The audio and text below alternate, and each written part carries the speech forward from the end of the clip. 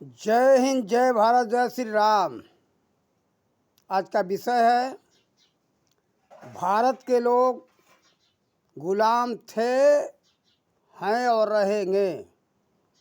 इनकी गुलामी की आदत बन गई है, कभी स्वतंत्र नहीं रह सकते। अधीनता को ही स्वाधीनता समझते, परतंत्रता को ही स्वतंत्रता समझते। भारत में जितने मुसलमान कहे जाने वाले हैं ये सब भारतीय थे, भारतीय हैं और ये मुगलों के गुलाम हो गए।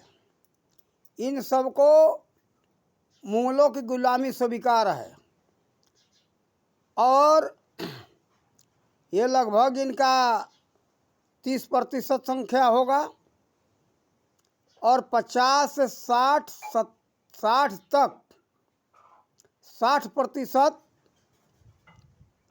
60 से 65 भी हो सकता है। इतने 65% जो है ये अंग्रेज़ों के गुलाम है। अंग्रेज़ों के गुलाम यानी अंग्रेजी भाषा, भेष, कानून, नियम, सभ्यता, संस्कृति सब कुछ अंग्रेजियत अपनाए हुए हैं और ये कहते कि हम तो स्वतंत्र हैं। स्वतंत्र कैसे हो? स्वतंत्रता के बारे में समझते नहीं हो। स्वतंत्रता के बारे में समझोगे तो पता चलेगा कि हम स्वतंत्र हैं या परतंत्र हैं। लेकिन भारत के लोग परतंत्रता को ही स्वतंत्रता मान बैठे हैं। यहाँ की संस्कृति को मिटा रहे हैं, विदेशी संस्कृति को ही अपना संस्कृति ये लोग मान लिए, अपना मान, प्रतिष्ठा, गौरव समझते हैं और कहते हैं कि हम स्वतंत्र हैं, स्वतंत्र हैं। स्वतंत्र किस बात के हो?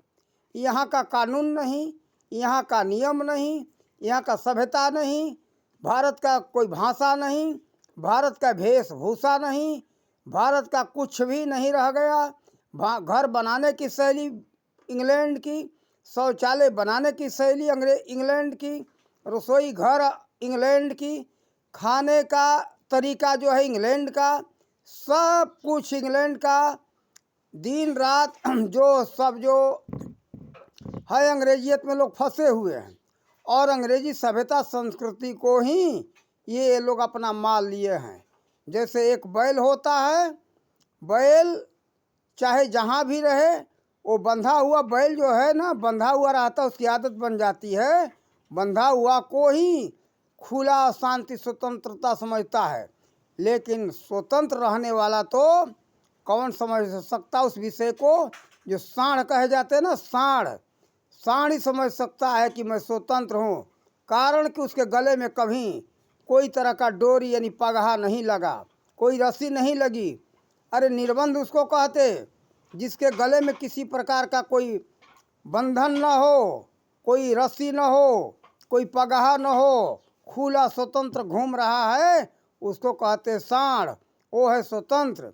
लेकिन बैल भी कहता, सोचता क्या अपने मन में कि वो किसी के खूंटा पर बंधा हुआ है और सोच रहा है कि मैं तो स्वतंत्र हूँ। उसी को उसने स्वतंत्रता समझ लिया। यही हमारे भारत के लोगों का हाल हो चुका है। भारत के लोग समझते ही नहीं है कि भारतीय सभ्यता संस्कृति क्या है। भारतीय सभ्यता संस्कृति को, भारतीय यहाँ के जो भी नियम कानून है सब भूल गए। अरे भारतीय नियम कानून के बारे में तो बहुत कुछ समय लगेगा बताने में। भारतीय सभ्यता संस्कृति के बारे में जानो, भारतीय नियम कानून के बारे में जानो। थोड़ा सा ही बता दे रहा हूँ। भारतीय नियम कानून था, उस समय कोर्ट कचहरी नहीं हुआ करता था। ग्राम पंचायतें में सारा कोर्ट का सुविधा था। ये न्याय पंचायत ही सारा कार्य करते थे। जो 10 वर्षों में जिस मुकदमा का फैसला होता है कोर्ट में, लोअर कोर्ट में, हाई कोर्ट में, सुप्रीम कोर्ट में, तो मुकदमा 20-20, 25 साल से लटके पड़े हैं और मुकदमा करने वाला मर गया, मुकदमा जिसके ऊपर किया गया वो भी मर गया। लेकिन मुकदमा आज तक फैसला नहीं हुआ है। ये विदेशी, ये जो अंग्रेज़ों के द्वारा कानून बनाया गया था, लोगों को सुख शांति देने के लिए नहीं, अपने कमाई की जरिया बनाने के लिए लोगों का जेब का पैसा निकालने के लिए। लोगों को तो कहने पर बहुत मिर्ची जैसा लगेगा, सुप्रीम कोर्ट भी कहेगा कि हमारा अपमान हो रहा है, लेकिन नहीं भाई, हमारे भारत के जो है नियम को देखो। केवल 10 वर्षों का जो कोर्ट में मुकदमा चलता है, यहाँ 10 मिनट में फैसला होता है। गांव का नाम भूल गया हूँ, हरियाणा के साइड सोनीपत में वो गांव ऐसा है जो कि भारतीय जो है हमारे वैदिक परंपरा के हिसाब से वो नियम कानून है। वहाँ उस गांव में भारत का कोई कानून नहीं चलता है। वो स्वतंत्र जो है वैदिक स्वतंत्र अपना देश वो लोग रखे हैं, स्वतंत्र देश ही मानते उसको। यहाँ कोई कानून नियम नहीं चलेगा, कुछ हमें भारत सरकार से नहीं चाहिए।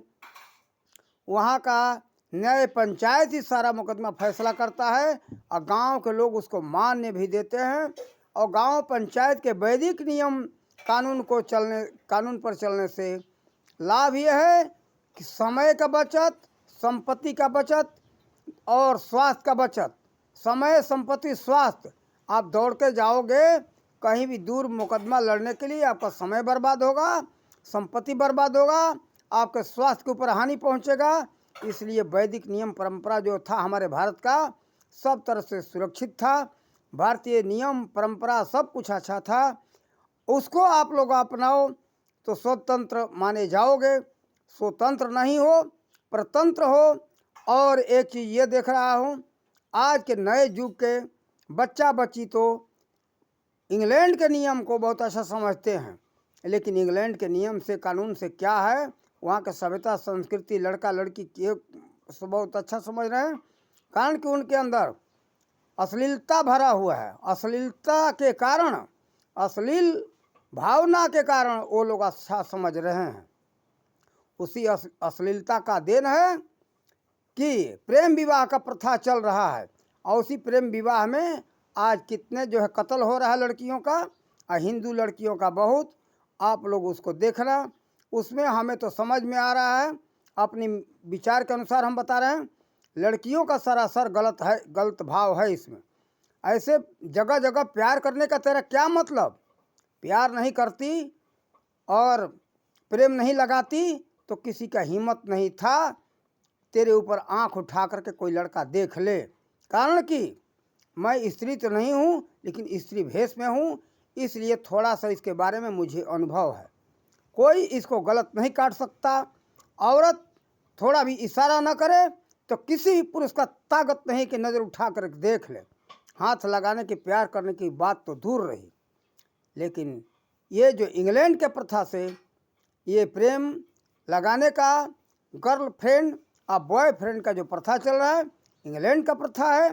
इंग्लैंड के सभ्यता संस्कृति में ऐसा नियम है, और वही हमारे भारत में आ गया।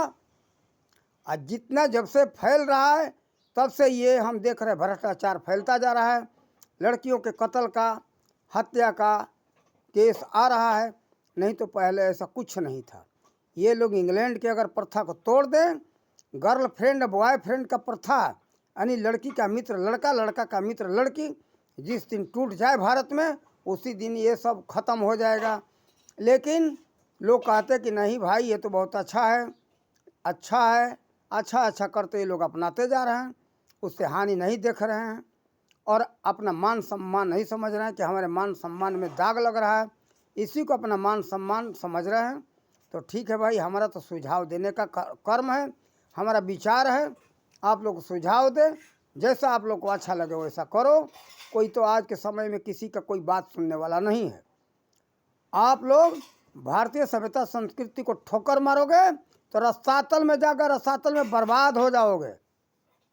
हर तरह से स्वास्थ्य संपत्ति से बर्बाद हो जाओगे, आबाद नहीं हो सकते हो।